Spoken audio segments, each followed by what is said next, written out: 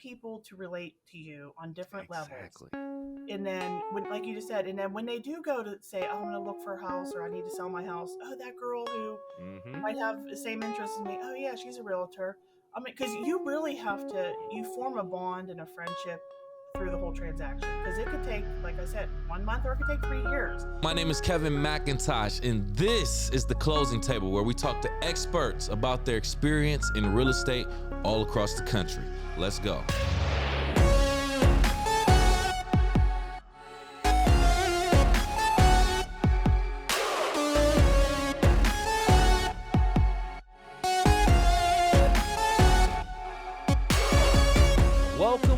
Welcome to the Closing Table. My name is Kevin C. McIntosh. I am your host.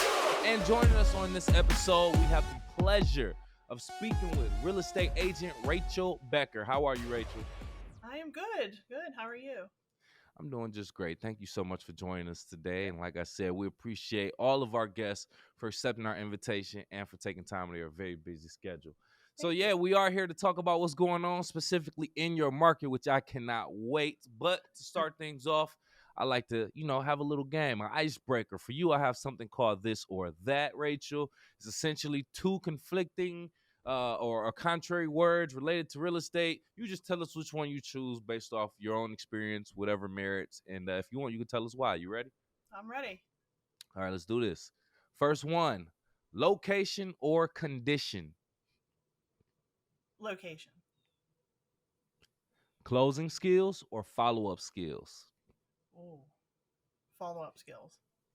Mm. It's all in the Property. follow-up. Good one. Yeah, okay. Property management or self-management? Self-management. Yep. Resilience or assertiveness? Resilience. Last one, time management or organization? Ooh. Time management. Interesting. Okay, just a couple quick hitters to throw out there just to Yeah. see where your mind is on a few things. I love to kind of get warmed up like that. Well, thank Yeah. you so much. Let's go into who you are. Actually, I like to take this time in this segment of the show. We like to divide it off and to give you some time, 60 seconds or less, or just take your time and tell us who you are outside of real estate. Um, well, I am a wife and a mom. I'm married to my husband Bill, who's a city of Pittsburgh fireman, battalion chief on the north side, and we've been married for going on 18 years. Congratulations. Thank you. Actually, this month will be our 18th wedding anniversary. Hey. We have 3 boys. Jacob just turned 19. He is currently in the Air Force, Mm. reservist. He's in technical training still. And we have twins, Mike and Nate, and they are 16. And so I'm basically outside of real estate. I'm a wife, mom. I enjoy sharing my life on social media. I love making people laugh. I like sharing the good, the bad, ugly. I like being very transparent. Mm. I also love animals. I love horses. I go into a barn every week and hang out Oh, with okay. my adopted horse. And Nice. yes, that's me. I love, all the shopping and stuff like that, but I'm just kind of a fun person, just normal girl. Sound, sounds like a very interesting life. First of all, you adopted a horse. What's that like? So you do you get to name it? Do you feed it, or what's the adopting it actually Well, consist of? my best friend Jill, we've been friends since practically birth. She's always been had horses and always rode, and she showed and stuff when we were younger. So she has a horse, and it's out of she. I go to her barn every week, and I just hang out. And the adopted horse, his name's Ranger. He's really not my horse. Oh, nice, Ranger. He belongs to the barn, and he's a Hmm. horse that if you would want to go take lessons, he's one of the horses that you would take a lesson on. Okay. But I just get to go out since he really doesn't have an owner, and I groom him, walk him, bathe him, feed him, I get the best of both worlds. I don't, because having horses is expensive. Oh yeah, I Yeah, imagine so. yeah. Yeah. But it's really, I go out once a week every Thursday, and it's really I just decompress, and it's something about getting dirty and just Mm. doing like good day's work like that. Really, I don't know. It just resets me. So I Yeah. love it. So No, I get it. I get yeah, it. See, yeah, and this is why I like to separate the person from the profession, because ultimately you are not your profession. You are a person with a profession. That's what I yeah, like to say. You know what yeah. I'm saying? So I love to hear that first and foremost. It was interesting when I did my research and saw Cool. that you were doing that also. Well, because I So love you, helping people, so that's basically helping mm, people and animals. So that's mm, kind of comes into I help people find or sell a home, and that's it's a huge thing. In helping animals, I don't know. I rescue small animals too. I don't know if you saw that. I'm a oh yes, yeah, novice. yeah. I don't have any type of certifications, but I rescue birds and squirrels and chipmunks, and so that's like another thing people associate me with. So Nice. That's interesting. I'm gonna have to keep that in mind. We're gonna have to ask a little bit more about that coming okay, up. So you spoke on it earlier briefly, but let's get into it now. Your current market, which is very important. Can you yeah, describe it geographically first and foremost for me and our audience who may have never been there, and then okay. get into some of the economics in regards to what's going on real estate wise? Um, well, right now the market it has slowed down. I mean, it's still a seller's market, so if you have a house to sell, it's definitely going to sell. But compared Hmm. to 21 and 22, when the market was absolutely insane, it definitely has slowed. So you want me? So geographically, you mean Pittsburgh area? Like, what's the market like in? Yes, yes. Okay. Pittsburgh was what you're Yeah, serving? yeah, Okay. Pittsburgh. I mean, I live in the city. I live in Brookline, which is like we're like 10 minutes from the city. So I go anywhere, like within an hour, Okay. anywhere in the city. I've actually gone a little bit further. It depends on who the client is. But yeah, I'll go anywhere. I'll do anything type of thing. Like I'll do, doesn't matter. I don't have any type of, I only work with those types of, buyers or sellers. Like I'll do Mm, anything. So, um, okay. but yeah, I mean, roughly, it's hard about real estate because there's called what's the sweet spot, and that's like the 250s to $400,000, area Not for too the bad. Not too price bad. range. Because that's basically where most people are looking. So that's typically where I, tend to, my clients, their budget falls into. So, and that's around Pittsburgh, about 275 is the average price for a home. It's not Um, bad. yeah, so it just depends on location and everything, but Okay. I've helped clients with houses that are 50,000. And my highest one was a condo down in Pittsburgh. It was almost a million. So Oh wow. I felt a little out of my like comfort zone, but at the end of the day, everybody's just people, and I did it. So Hmm. yeah, Interesting. Very vulnerable of you to admit that. yeah, Couple things. I want to elaborate on a few of those things. One, Pittsburgh. You say you're in that Pittsburgh area. yep, Pittsburgh, just to give a little bit of insight, I believe we have maybe one agent from there. It's also known as, or was known as, the Steel City, yep, if I'm not mistaken. So yep, that's because it has a history of steel factories and yes, plants yep. there in Pittsburgh. So I'm assuming it drove a lot of jobs. Is that still the case now? Um, no, I wouldn't say now, because back Mm, in the day, I mean, Pittsburgh, it was so, all the steel factories, it was like a lot of smog, and it was not good. So I wouldn't say gotcha. steel's but we are the steel city. So, I mean, and you got For the sure. Steelers and all. Okay. But yeah, that's how it originated with all that. And there's also, I believe, a few colleges in or around that area too. So would you consider it a college town also? Oh yeah, yeah, definitely. Okay. Yeah, yeah, Okay. over in Oakland especially. But yeah, definitely, some really great colleges around. So yeah, I would consider it somewhat of a college town. What about the weather? How would you describe the weather? um, I don't know. I love Pittsburgh. I mean, I'm obviously from here. People complain a lot because we tend to get some rainy days, but I don't know. I Yeah. try to make the best out of everything. I don't know. I mean, I love Pittsburgh. So the weather. I mean, in the summer it does get hot and stuff. We do get a lot of rain, Mm-hmm. but Mm-hmm. we have beautiful fall. Fall's my favorite season. Same. Winters, yeah. I mean, we've been lucky the past few winters. It can get pretty tricky around here. We have a lot of hills, so that's sucks with driving. So Oh, okay. yeah, and I'm nervous when my Ah. client's getting their license next month, so that'll be fun. Yeah, I get it. I get it. uh, That's interesting. That's interesting. See, yeah, and listen, I like, as someone in the Midwest right now in Michigan, I like to stand on that because yeah, we experience all four seasons: fall, winter, summer, spring. And when we feel it, we feel it. It can get Yep, intense in the summer, it can get intense yep, in the winter. Spring, fall is usually our favorite. But let yep. me tell you, I'll take some snow over a hurricane or Uh, earthquake or tornado any yes, day. yes. Okay? Yeah, I Okay. So yeah, I'm not doing it. I'm standing on that. We find ways to enjoy. We have winter events and things Yes. like that. You know, we have things where we can do in the snow. There's not many things you can do during a hurricane. That's You true. I see what I'm never thought of it like that. Like in the winter, you go, sled riding, go saying? skiing, Exactly. yeah. And I love a good Yeah. summer day and just hang out. Yeah. You So, see? yep, So I like that. And I kind of got that same feeling for Pittsburgh and the Pittsburgh area. Kind of like Detroit, because Detroit, same automotive, still, brings yeah, in jobs, but not as strong as it used to. So our prices are kind of around this same range. So yeah. I'm kind of making some of the comparisons. But thank you for that I was just insight. I was just in Detroit back in Really? was it February?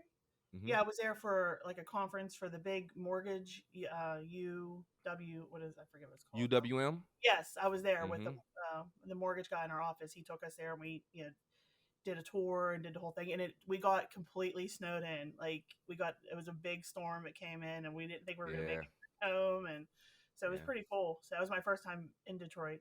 But yeah, so Yeah, interesting, interesting, yeah, interesting. Okay, so let's get into a few things. I want to ask you about something that you shared on Instagram. yeah, It was called "How to Know If It's the Right Home for You," and you did it in like four. It was four different ways that they yeah, can kind of look into it. I have what: location, layout, and functionality, affordability, and financial readiness, and yeah, trust your gut. Now let's break this down. If you had to, just yeah. for fun, put these in order of priority, what order would they go in, and how do you use this formula in real time when you With get when my you get a client. chance? Yeah, I mean, Mm-hmm. when I was a new agent, you're kind of not stupid, but like you're learning. So you get your license and you really don't know how to sell a house. Like, so it takes some experience. And I would just show people anything, without getting them pre-approved. That's the first and the biggest step is getting your Mm, financial readiness, yeah. get your pre-approval. So you want to know what you can afford, because the last thing you want to do is go into a home that might be out of your budget and then everything else isn't going to compare. So that's the biggest step. I mean, it's the most important step. You have to get your ducks in a row, get your financial readiness, and get that pre-approval so we could look. So I can narrow it down in your budget. Mm-hmm. So that's the most important one, and then location. That's you have to figure out where you want to be. Um, and I tell my buyers, it's always good to go drive around and take a look at neighborhoods. And, if you'd like a house on a certain street, go drive by it first and see if you like the area. Because I've had it happen. Like I'll make an appointment and we go and they already don't like it because for whatever reason they don't like the street. Mm. So that's important. Location's huge too. And then what are the other ones? The Uh, functionality. Or yeah, layout and yeah, functionality, and trust your gut. yeah. Yeah, you definitely want a home that you walk in and you like, and this kind of ties into your gut because like this house we're in now, we bought in 2018. And as soon as we walked through the door, I'm like, this is it. This is it. Mm. And it was funny because I really didn't want to be over in this area. I wanted to be in a different area. But so it depends. That kind of location's important, but you might walk into a home and it just, it's it. So it Right. kind of depends on the person, but that That's goes into trusting your gut. Like I knew immediately this was the house for us. So mm. gut's huge. You have to always trust your gut. I agree. I Yep. agree. It's a good balance between Yeah. your instincts and the Yep. statistics or knowledge that you have available. Yep. Definitely. Yep. Hmm. I, So is this like a process that you go through with your clients? You kind of sit down and you go through these four different methods for them to kind of identify or choose between which property that you may yeah. have walked them through? Yeah. And every Mm. client's different.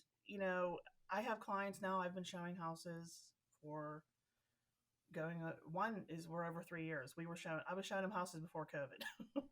Wow. Another couple, yeah, they're really good friends of ours. I've been showing houses for a few years, and it all depends on my client. Like those ones, their biggest issue is location. They can't find a house that they like in the area that they like, and they're in that sweet spot where everybody's looking. So as soon as you go looking at, it already has multiple offers, and it just depends. But yeah, I go over it with every client. I have another one. I have a closing in August. They're on the 22nd. I showed him one house. We made one offer, got accepted, and that's it. And like, Mm, so like there's a big range of how, depends on the person. So, but yeah, I go over yeah, it with everybody. So yeah, that's interesting. See, okay, let me just ask you. It's on the tip of my tongue. When yeah, do you decide whether or not you've shown your maximum amount of homes? yeah. Do you feel like it's time for maybe departure, or do you not get to that point? Do you feel like I'm sticking, I'm dedicated to this until I get you in the home? Yeah. And again, that I've had that happen. It depends on the client too. Like Mm-hmm. if it's somebody, it depends on how they're treating me as well. Like I've had to fire a few Good people. point. You know, I'm a very nice person. If you treat me nice and well, I'll bend over back. Like I'll do anything. So these people I've been showing houses for a long time. I mean, it is frustrating because as an agent, I don't get paid until we close. So, and if Mm-hmm. they decide they don't want to look anymore, well, I've just spent 3 years Ooh. driving, and so it's really, it depends on the agent. A lot of agents have it depends on what they want to do. Like some agents are like, you're nuts, I would never be showing them houses for 3 year crazy. They're friends of mine. Like it's so Right, right. I get it. it depends. But yeah, I've Right. had a couple people like that were referrals that I didn't know personally, and I could tell things weren't going great. I'm just like, well, I don't think you're ready. When you are ready, we can circle back. But it depends on the person. So Okay. I that's a get it. hard I get it. conversation to have too. Yeah. That's hard. Kind of segueing from that, have you ever dealt with a difficult or demanding client? And can you talk about how you kind of manage and maneuver through that relationship? You, yeah, I have two of them that stick out. Two really bad ones. Uh-oh. Come on. Two really bad ones. And they're both people I know. Like it's that I find that in real estate, dealing with family and friends is the most difficult. Like, because Not the first time I've heard that.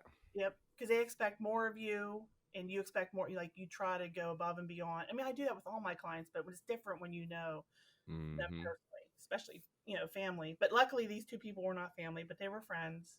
One was I not really a friend. I know of him. I grew up with him in the same, and he was god awful. Like blocked. I've blocked him since it. Like it. Wow. Yeah, Wow. it was bad. It was bad. I had to get my broker involved, and he was crazy. Some people were nuts. Like he was like screaming at me, sending me long text. Like it got really bad. So she basically took over because I was like to the point where he threw me over the edge. Like I was doing things I normally don't do, like yelling back, and it was Oh bad. no. Okay. Okay. Yeah. I So, get it. Yeah, and yeah, I then get it. the other one was very demanding. That was a couple summers ago. She was a higher end client, and she was buying and selling. So it was a big deal for me. I was helping her with both and all at the same time. And I happened to get an abscess on my tooth. So Mm. I was dealing with like I was in the worst pain of my life, and I had to deal with her the whole entire. It was god awful, and it was very bad. But we closed on everything on both those difficult people, but it was very demanding and trying, and made me question Yeah. why am I doing this? People are crazy. Yeah. But Yeah, and that speaks to what you have to go through as a realtor. Not everything is going, and you said it earlier. Like one time you'll have a transaction that goes as smooth as you put in an offer and it gets accepted. Another one, you're showing a million different uh, houses. You got to deal with attitudes and yep, emotions and et yep. cetera, et cetera. And buying and selling in real. It's such an emotional, especially when you're helping someone sell their home. They have an Mm-hmm. emotional attachment to their home. It gets very emotional, and that's the biggest lesson I've learned. I've been a realtor for almost 6 years, and I'm an emotional person, and I take things to heart, and I have to really. I've learned this past couple of years I have to separate that, like, because it was affecting me. Mm-hmm. Like, so I really have to try to separate the two. Yes. So that's hard for me. That's a big struggle for me because Oh yeah. I want everybody to be happy, and I take it to heart when things aren't going good, And with real estate, there's always something that's going to go wrong in a transaction. So, like you said, when it's going good, I'm like, wait a minute, something. I'm just waiting for something. Right? Don't. When's the other foot gonna drop? Yeah, something's No, going to happen. Yeah, we we deserve these good moments. We yeah, deserve these good moments. But yep, hey, but like you said, you got to protect your peace at all costs, yeah, first and definitely. foremost. Let's so. Yep, for real. You were also a part of the Beauty Boost Day Retreat, which catered to women and women-owned businesses to network and connect. I like seeing that. Yep. So why is this an event? Why is an event like this beneficial for you and your profession? And what should women take away from an event like that? Yeah, it was my first time. I found her on Instagram and I reached out to her because I Mm, was looking at her, her page, and it looked like something that I would be interested in. So I reached out to her, and she didn't have any realtors that were involved. So I joined, and I did my first event. I think it was in May, and yeah, it was great. It was all women based, businesses, and it's more. The reason I really liked it is because it kind of took a different twist to it. Because it was like nature inspired and like more, it was just different, like because real right. estate can get kind of stuffy, and like I don't like doing the typical normal stuff. I like doing things a little bit different, so it felt more aligned with how I like things to be. I don't know, it was cool. Like I I get kind it. of was, it was, I was the only realtor there obviously, and I kind of felt a little like a sore thumb sticking out because everything was based on like jewelry and like holistic stuff and yoga and stuff. But I also had my real estate and I had my animal stuff. I support a lot of horse rescues, so I had a lot of information about that. So I kind of tied in both. It was nice. I had some really great conversations with people about real estate and you know animal rescue, Yeah. because they thought I was like, what is this lady real estate have horse stuff here? So I talked about both. So it was great. Yeah, that's good. You see, and even it may seem like real estate, horses. Yeah, How are we even tying this together? But yeah, but here's the thing that goes back to what you do outside of real estate and real estate too. Like you still use your other endeavors, the other things that you like to do as a person to.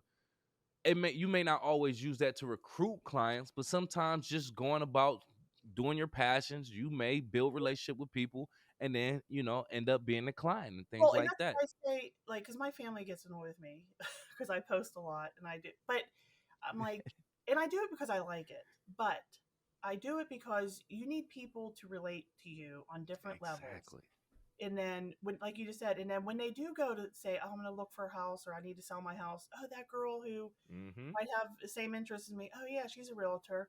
I mean, because you really have to, you form a bond and a friendship through the whole transaction, because it could take, like I said, 1 month or it could take 3 years, and Correct. you have to like your client. You have to have a good relationship, because if you don't, it's not going to be fun and it's not going to go good. And so I tend, you want to be able to like your agent. Like I'm not going to be for everybody. I'm goofy. I post stupid TikToks, and but I want people to gravitate towards me because they like my personality and we'll work Yeah. good together. So Yeah. It's a good marketing scheme too, because it makes you stand out. They'll be like, yeah, horses and real estate. I need someone to do real estate. It was a lady with horses and real estate. Let me yeah, just call her. You know what I'm saying? It makes you stand out. There's a car dealership that involves horses around here, and yep, that just stands out. So yeah. I get it. I get That's why I do it all the time, because my kids are like, "You're so embarrassing." it. So my kids already block, except my one son. He's the only one that likes my other two block me and all that because Oh, don't they do don't want their that. friends to find me. I get it. I get it. Hey, can you describe a time when you faced a setback or an obstacle during a real estate transaction, and how did you overcome it? What lessons did you learn from it? I would actually, I'm gonna say right now, it wasn't a particular transaction. It's the past 6 months. I have like when my son left for the Air Force, it really threw me for a loop. And Mm, I mean, he's fine. He was fine, but like it was a very hard. I don't know. I got in a really big funk, and I just didn't want to do anything. And when as soon as you stop in real estate, you're going to feel the effects for months, because if I got a client right now and we go under contract, we're not closing for another 45, 50 days. So it takes a while to get those deals closed. So I'm feeling the effects right now. I haven't really done much this year, and it kind of took a toll on me. Like because I did really great the past few years. The market was, I was turning some people away. Like I couldn't take all these clients. Mm. Now I'm like, hello, I buy, Yeah. anyone want to buy or sell a house. So I'm really kind of feeling that now. It's a big obstacle. I'm trying to build myself back up. Um, but yeah, and that's a big lesson. Like you can't really, but I think I needed to stop. Like I needed a kind of a little of a reset, and but I'm feeling myself again and bringing I things get it. back. So I get it. yeah, Well, first and foremost, we want to thank your son for his thank you, service to the military and to the country. Obviously, we want to thank him thank you, for it. thank And you. let's transition into that. You being an Air Force mom, Yeah, how do you use your profession to help those who serve the country? And can you talk about a specific time when you may have helped some parents who have yeah. children in the military and help them buy Well, or sell a home? yeah. Well, one of those clients I said I've been showing houses to, their son is a Marine, and Mm, they're really good friends of ours. Her husband's a fireman with my husband, and her son Cody was over in Afghanistan when we pulled out and did like he was in the heart of like everything. Thank God he made it home. right, But they're looking to buy and sell, and so not only am I helping them because they're friends and they're friends, but they're also a military family, and I really want to just help them. I haven't had too many uh, military clients yet.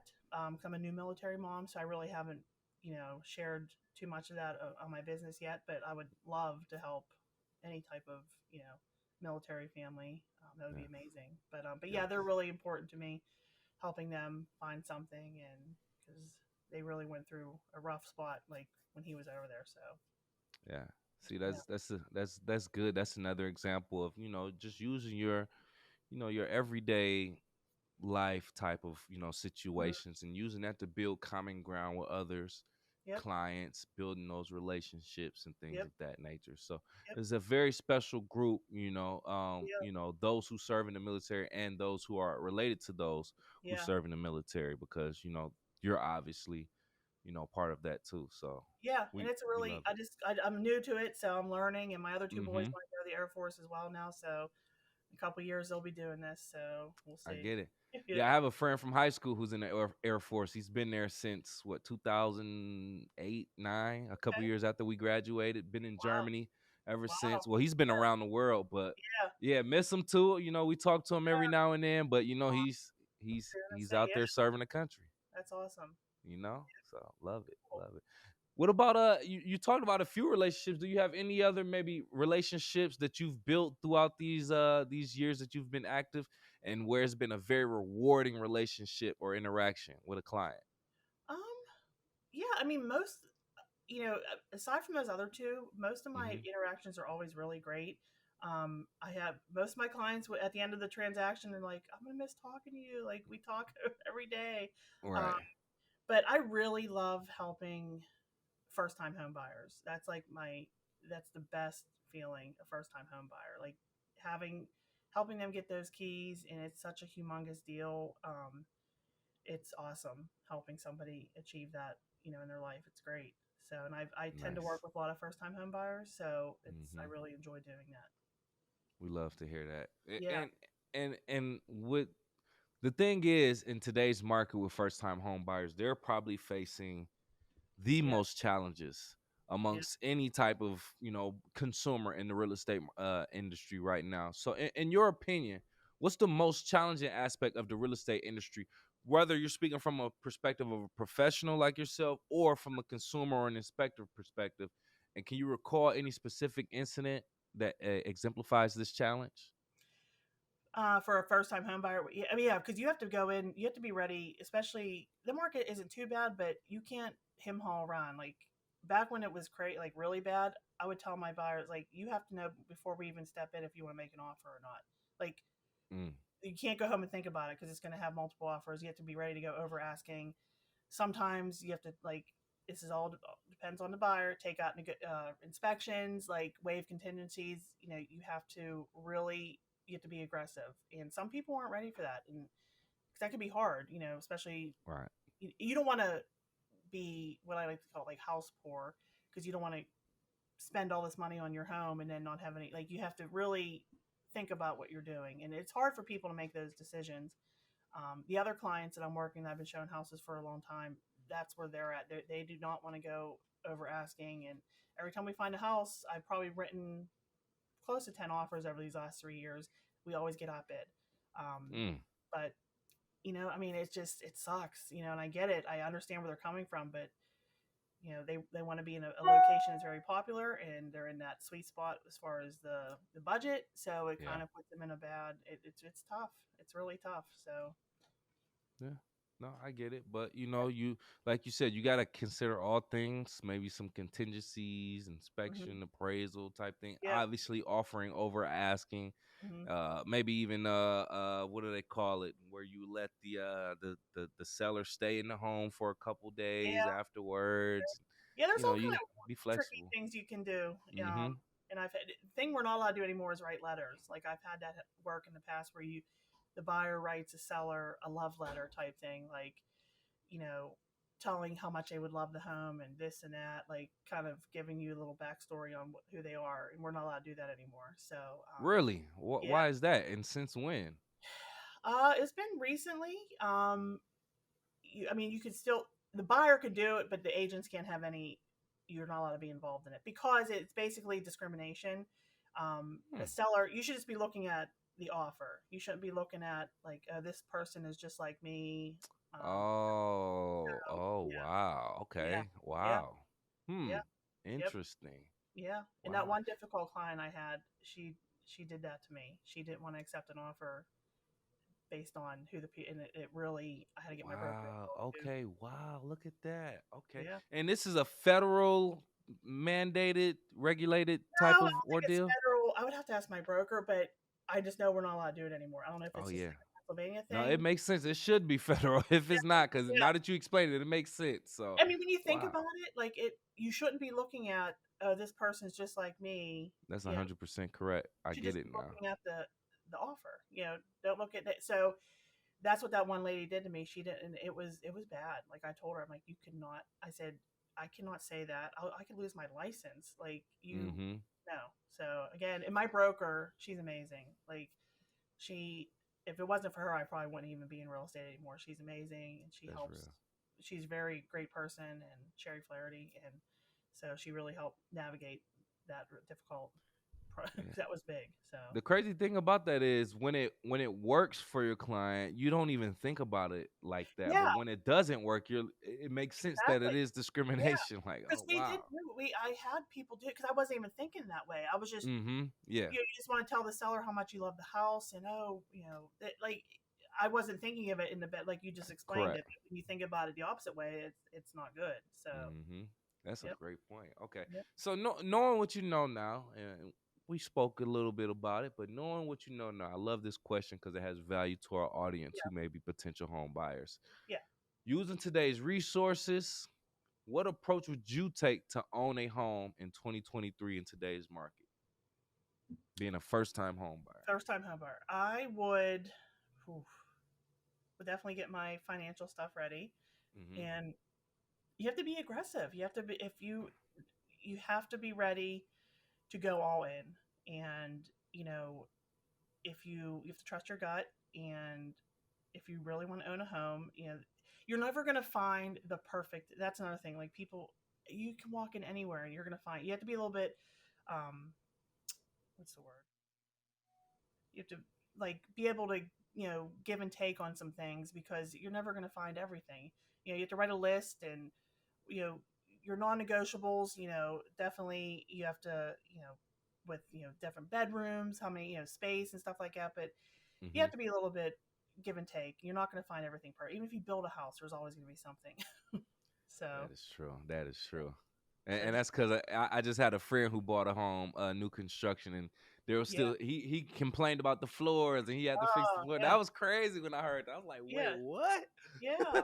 It's always, It's a good point. always, and I always say like nothing is done until you're sitting in those seats signing papers. Like I've had, one time. Oh, I forgot about this one. One time I went to a final walkthrough. We were closing like in an hour, and I was representing the buyers, and we went to do our final walkthrough, and the sellers did not move one thing out of the house.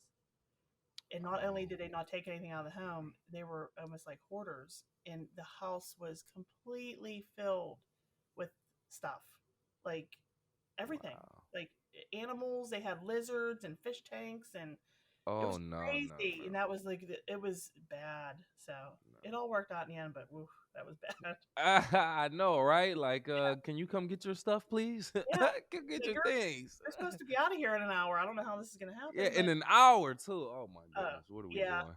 it got delayed, obviously, but it worked out. Mhm. Well, thank you so much, Rachel, for pulling up a chair to the closing table. We appreciate you for sharing your knowledge about what's going on in your market. At this point, if you have any last words and or want to tell people how to reach out to you, please do so now. Oh, thank you for having me. Yeah, you can find me on all social media, Facebook, Instagram, um, and yeah, I'm ready to help you. So Absolutely. Thank you so much again. We appreciate it. Make sure you contact Rachel if you are in the Pittsburgh area and you are looking to buy and or sell property. And for our YouTube audience watching right now, if you've gotten to this point in the video, do us both a favor and hit the like button, please. And thank you. Make sure you also share the content and subscribe to our channel. And if you are listening on Apple, Spotify, or any other podcast platforms, please do the same. Give us a like, a 5-star rating, and subscribe for our latest content. Rachel, before we leave, I like to, leave a question for the audience before they leave the chat. So this is for you, audience. If you or your loved one served or is currently serving in the military, do you prefer if your real estate agent has military experience or a loved one in the military? Why or why not? Don't tell us now. Leave it in the comments below. Besides that, we'll talk to you next time.